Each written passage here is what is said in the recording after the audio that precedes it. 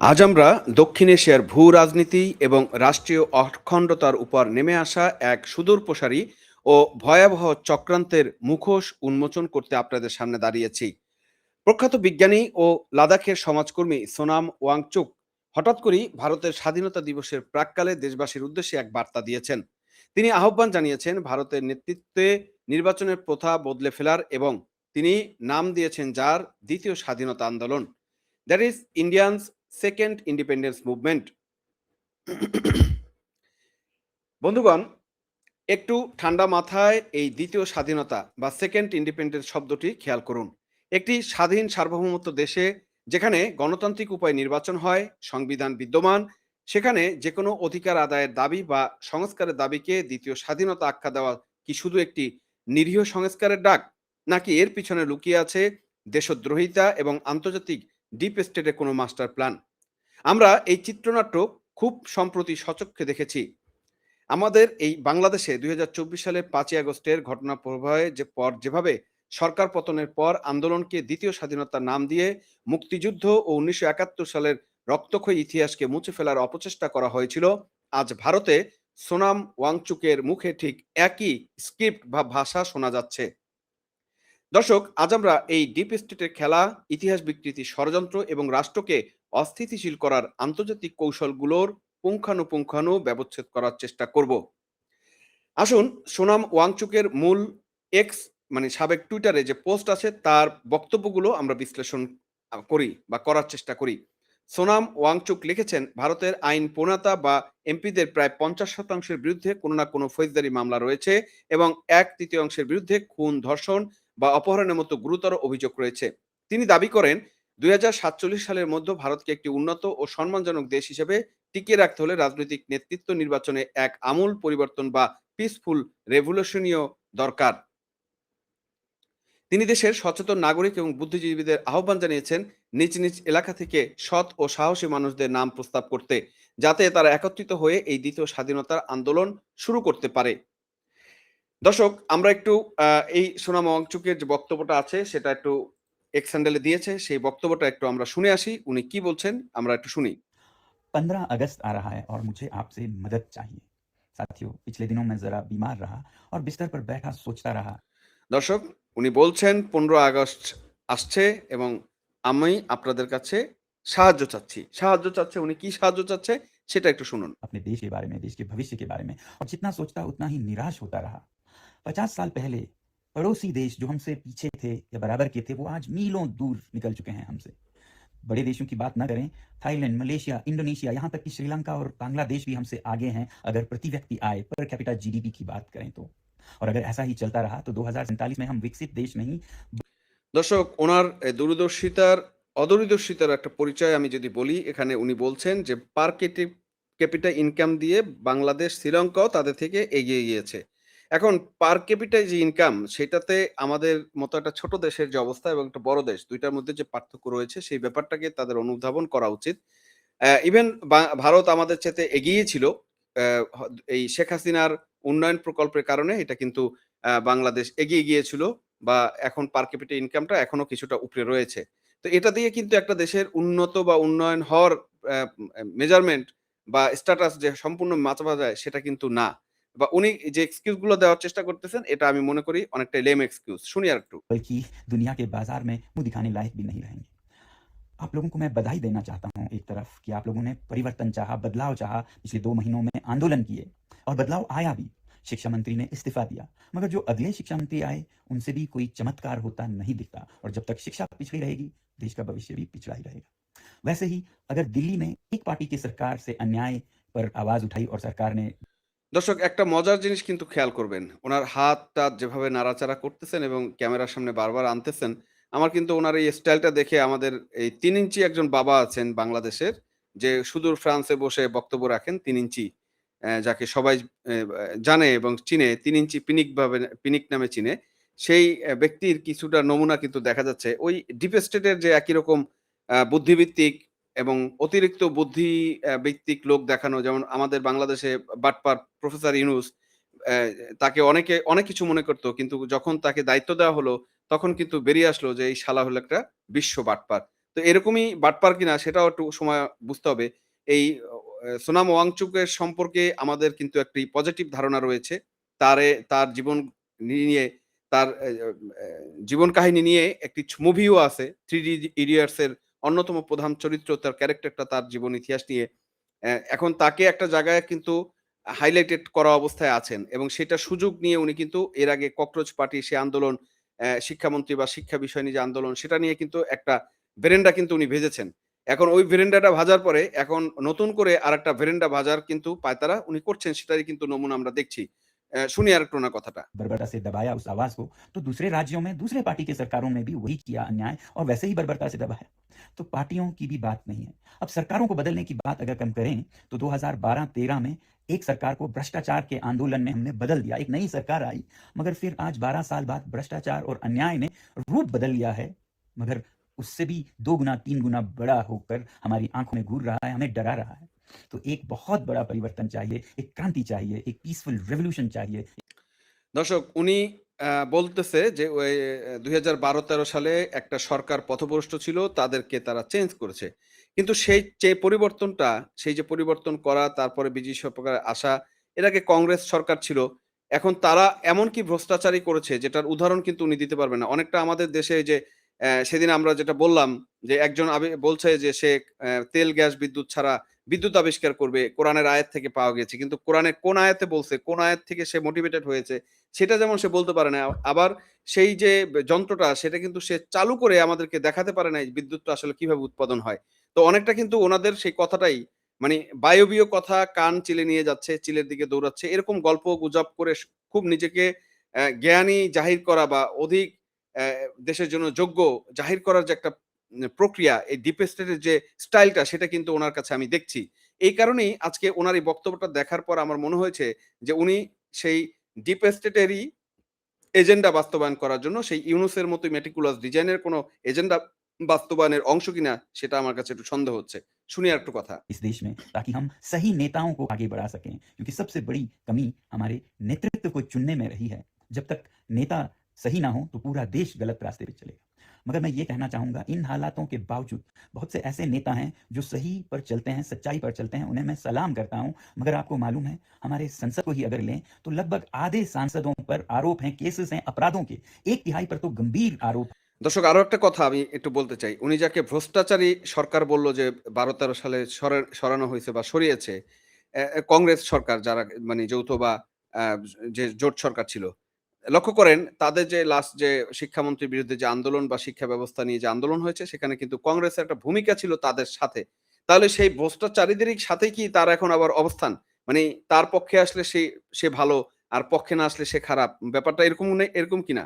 हैं murder, rape, kidnapping के, तो ऐसे में देश विकसित कैसे बने? और ये मैं किसी खास पार्टी या पक्ष या विपक्ष की बात नहीं कर रहा हूँ, देश की बात कर रहा हूँ। इस देश में एक बड़े बदलाव, बड़ी क्रांति की ज़रूरत है, पीसफुल रेवोल्यूशन की, ताकि आने वाले समय में चुनावों में वो नेता आगे जाएँ जो सच में देश को रास्ता दिखा पाएँ। और इसके लिए অত্যন্ত সুন্দর। ক্রিমিনাল যেসব নেতা রয়েছে যাদের ভিতরে খুন, মার্ডার, রেপ এই ধরনের অভিযোগ রয়েছে বা বিভিন্ন ভ্রষ্টাচারী অভিযোগ রয়েছে, দুর্নীতির অভিযোগ রয়েছে। আপনারা তাদের বিরুদ্ধে আন্দোলন করেন। আপনি পিসফুল রেভোলিউশন, পিসফুল আন্দোলন করেন সেটা নিয়ে মানে সেটা নিয়ে আসলে কোনো কথা নাই বা আমরাও সেটা নিয়ে আসলে কথা বলতে চাচ্ছি না। একটা গণতান্ত্রিক দেশে পিসফুল আন্দোলন করবেন, পরিবর্তন করার চেষ্টা করবেন, মানুষের কাছে যাবেন, মানুষের কাছে বলার চেষ্টা করবেন। মানুষ যদি আপনাকে অ্যাকসেপ্ট করে আপনি সেই পরিবর্তনের ম্যান্ডেট পান অবশ্যই আপনি কাজ করবেন। সেটাই নিয়ম হওয়ার কথা। কিন্তু আমার প্রশ্নটা হচ্ছে আজকে যেখানে উনি বলতে চেয়েছেন দ্বিতীয় স্বাধীনতা। একটা দেশের স্বাধীনতা একবারই হয়, দ্বিতীয়বার হয় না। এবং এই যে কনসেপ্টটা, এই কনসেপ্টটা আমাকে আ ব্যথিত করে।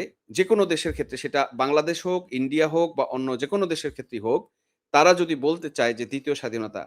হ্যাঁ, স্বাধীনতা কখন হতে পারে? যদি এরকম কোনো দেশ থাকে যে আপনি একটা দেশের বা শাসকের আন্ডারে আছেন বা আপনার ভূখণ্ডকে বা আপনার প্রদেশকে সেই সরকার সঠিক মূল্যায়ন করছে না, তাহলে সেখান থেকে আপনি মুক্তি চেতে পারেন, সেখান থেকে আপনি স্বাধীনতা চেতে পারেন।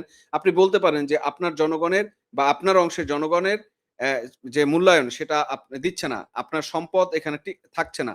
যেটা বেলুচিস্তানের লোকজন বলতে পারে। তাদের খনিজ সম্পদ, তাদের অন্যান্য সম্পদ সবকিছু এই পাকিস্তানের কেন্দ্রীয় সরকার যেটা পাঞ্জাবি সরকার আমি বলি, পাকিস্তান আসলে অন্যান্য প্রদেশের নেতাদেরকে বা যারা আছে তাদেরকে সরকারে দেখা যায় না বা রাখাও হয় না খুব একটা। মূলত পাকিস্তানে যে দেশই যে দলই ক্ষমতায় আসে সেখানের মূল নেতৃত্ব থাকে পাঞ্জাবিদের হাতে। যারা ইসলামাবাদ বা লাহোর বা এই অঞ্চলের পাঞ্জাব অংশের পাঞ্জাব প্রদেশে যারা নেতা থাকে বা লোকজন থাকে তাদের হাতেই থাকে এবং তারা যেটা করে যে বাকি সমস্ত রাজ্যের যে ধনসম্পদ আছে, যেগুলো ফ্যাসিলিটিস আছে সবকিছু কুক্ষিগত করে নিয়ে আসে তাদের এখানে এবং এখান থেকে ৳১০০ নিয়ে আসলে সেখান থেকে হয়তো ৳১০ সেই অঞ্চলে উন্নয়নের জন্য বা খাতে পাঠায়। বাকি ৳৯০ তারা এই পাঞ্জাবি নিয়ে লুটেপুটে খায় এবং সামরিক খাতে ব্যয়-ট্যায় করে বিশেষ করে আর্মির যে পার্সন আছে তারা এটাকে লুটেপুটে খায়। এইসব যদি বৈষম্য হয় সেক্ষেত্রে হতে পারে। তো আপনি আন্দোলন করতে পারেন। আন্দোলন করে আপনি দেশের নেতৃত্বকে পরিমার্জন করার জন্য অবশ্যই আন্দোলন করতে পারেন। অথবা আপনি নতুন দল করতে পারেন। নতুন রেভলিউশন বলতে হচ্ছে আপনি এদের বিরুদ্ধে একটা নতুন সংগঠন বা ভালো লোকদের নিয়ে একটা আরেকটা রাজনৈতিক প্ল্যাটফর্ম দাঁড় করতে পারেন। তার মাধ্যমে মানুষের কাছে পৌঁছান যে আপনার উদ্দেশ্য কি, আদর্শ কি সেটা নিয়ে আপনি কথা বলতে পারেন। কিন্তু এটাকে আপনি সেকেন্ড রেভলিউশন বা সেকেন্ড রেভলিউশন না সরি ইন্ডিপেন্ডেন্স বা স্বাধীনতা বলতে পারেন না। এখানে আমার ব্যক্তিগত অবজেকশন রয়েছে বলে আমি এই ভিডিওটা করছি। শুনি আরেকটু উনি কি বলছে। मैं हमारे देश के जो बेस्ट माइंड्स हैं, बुद्धिजीवी हैं, उनको एक साथ लाना चाहता हूँ, उनसे सलाह सुझाव लेना चाहता हूँ। वो नहीं जो सिर्फ इंटेलेक्चुअल्स हैं, बल्कि वो जो निस्वार्थ हैं, सेल्फलेस हैं, चरित्रवान हैं, उसूलों पर चलते हैं, ऐसे लोगों को मिलना चाहता हूँ। मगर यहाँ लद्दाख में बैठे मैं नहीं जानता हूँ वो कहाँ हैं, कौन हैं, और इसमें आप लोग मेरी मदद कर सकते हैं। इस स्वतंत्रता दिवस पर मुझे एक भेंट तोहफा दे सकते हैं। ऐसे नाम सुझाएं आप जिन्हें आप जानते हों और ऐसे गुण रखते हों, और आगे जाकर जो हमारे देश का एक नया नक्शा बनाने में मदद कर सकें। और इनके साथ मैं आप लोगों का सुझाव लेने के लिए आपके राज्य में, आपके शहरों में भी आना चाहूँगा। तब तक के लिए धन्यवाद। स्वतंत्रता दिवस की बधाई और जय हिंद। দর্শক উনার উদ্দেশ্যটা কিন্তু খুব স্পষ্ট।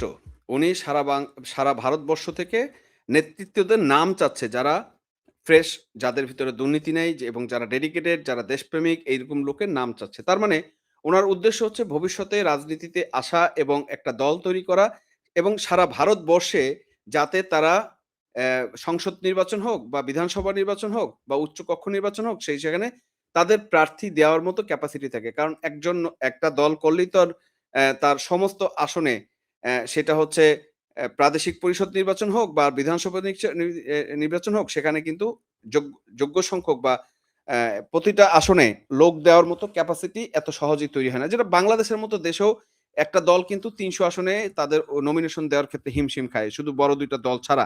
ইভেন বাংলাদেশে আওয়ামী লীগ ছাড়া বিএনপি দলেও কিন্তু ৩০০ আসন দেওয়ার ব্যাপারে বারবার হিমশিম খাচ্ছে। তো এরকম একটা অবস্থাতে আপনি বলতে পারেন কিন্তু সেটাকে আপনি কোন রকমই দ্বিতীয় স্বাধীনতা বলতে পারেন না বলে আমি মনে করি। রাজনীতিতে গুণগত পরিবর্তন চাওয়া বা অপরাধীদের বিরুদ্ধে সোচ্চার হওয়া পর্যন্ত কথা ঠিক আছে উনার। এমনকি পরীক্ষায় দুর্নীতির বিরুদ্ধে বা ঝাড়খণ্ডের আমরণ অনশনরত ছাত্রদের সমর্থন দেওয়া যৌক্তিকতা মনে হতে পারে। কিন্তু প্রশ্নটা উঠছে ওই নির্দিষ্ট টার্মিনোলজি বা শব্দ চয়ন নিয়ে। একটি গণতান্ত্রিক রাষ্ট্রে দুর্নীতি বা অপরাধের বিরুদ্ধে লড়াই করাকে আপনি সংস্কার বলতে পারেন, আইনি লড়াই বলতে পারেন, রাজনৈতিক সচেতনতা বলতে পারেন। কিন্তু সেটিকে দ্বিতীয় স্বাধীনতা বলা মানে কি? তার মানে কি ১৯৪৭ সালের যে ১ম স্বাধীনতা, দেশের মূল সংবিধান এবং দেশের প্রতিষ্ঠাতা ও শহীদদের রক্তের ত্যাগকে অস্বীকার করছেন?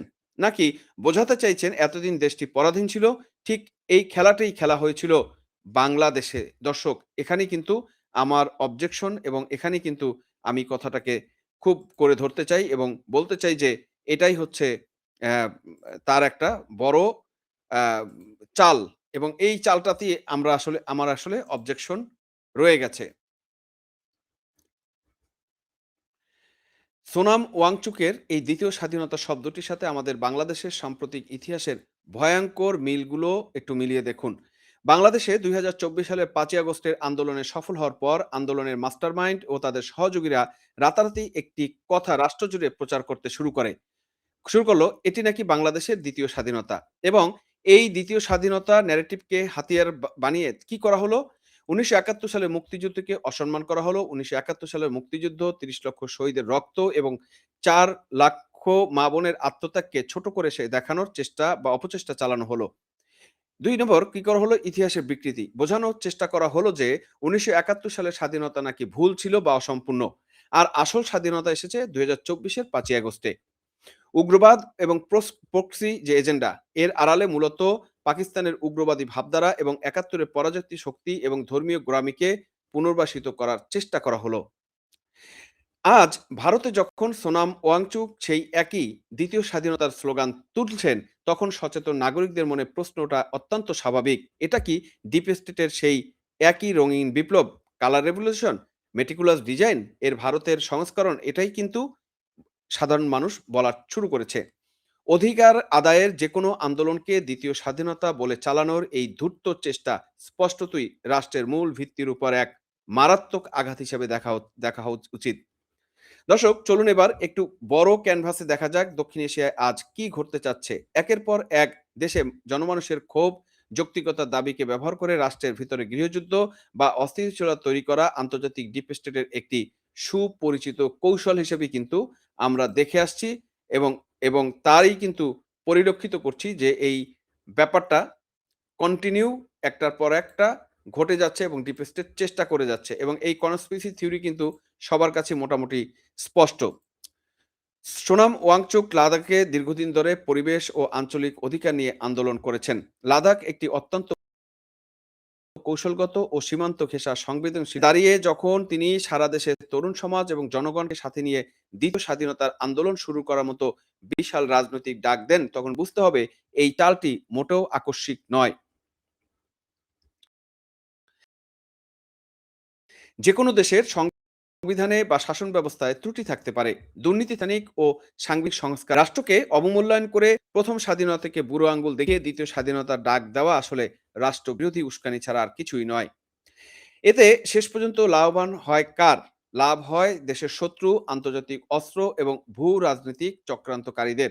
যেটা আমরা ৫ই আগস্টে বাংলাদেশে দেখছি, এবং বাংলাদেশে এখন যে ধ্বংসের দ্বারপ্রান্তে দাঁড়িয়েছে তার মূল কারণও কিন্তু আজকে এই এই সেকেন্ড স্বাধীনতার বয়ান যারা দিচ্ছে তাদেরই এই কর্মকাণ্ড।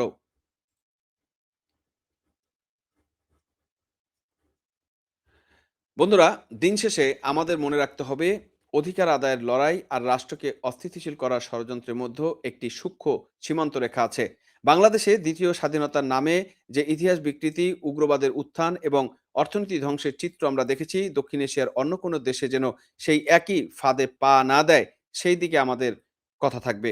সোনাম ওয়াংচুক হয়তো ভালো উদ্দেশ্যে রাজনীতিতে পরিবর্তনের কথা বলছেন, কিন্তু তার ব্যবহৃত দ্বিতীয় স্বাধীনতা শব্দটি অত্যন্ত বিপজ্জনক, এবং তা ডিপ স্টেটের এজেন্ডা বাস্তবায়নের উর্বর মাটি তৈরি করতে পারে। ভারতের সচেতন নাগরিক সমাজ এবং দায়িত্বশীল কর্তৃপক্ষের উচিত এই ধরনের শব্দচয়ন এবং অন্তরালের উদ্দেশ্যগুলোর প্রতি কড়া নজর রাখা, যাতে কোনো উগ্র দেশবিরোধী চক্র ভারতের মৌলিক ভিত্তির উপর আঘাত হানতে না পারে। দর্শক, এই যখন অবস্থা, এবং এই সোনাম কাপুরের আপনার এই ওয়াংচুকের স্ট্যাটাসটা আপনারা দেখছেন, এক্স হ্যান্ডেলে যেটা দিয়েছে, সেখানে তিনি এই যেটা বলেছেন সেটাও আবার এখানে বলা হচ্ছে, this independent day I need your help. This country needs a peaceful revolution, at least it how we choose our leaders. মানে আমাদের নেতা চুজ করার ক্ষেত্রে, if we are to remain even a respectable nation by 2047, 2047 এর মধ্যে উনি একটা respectable nation তৈরি করতে চান। Close to half of our MPs have criminal cases, and there have serious charges like murder, rape, kidnapping. No wonder trust difficulties has become the biggest difficult in the nation. এভাবে উনি ওনার বক্তব্যটা আবার status আকারেও দেওয়ার চেষ্টা করেছেন। দর্শক, সোনাম কাপুরের এই উদ্দেশ্য শত হতে পারে, কিন্তু দ্বিতীয় স্বাধীনতা বলাটা আমি মনে করি এটা কোনোরকমই যুক্তিসঙ্গত নয়।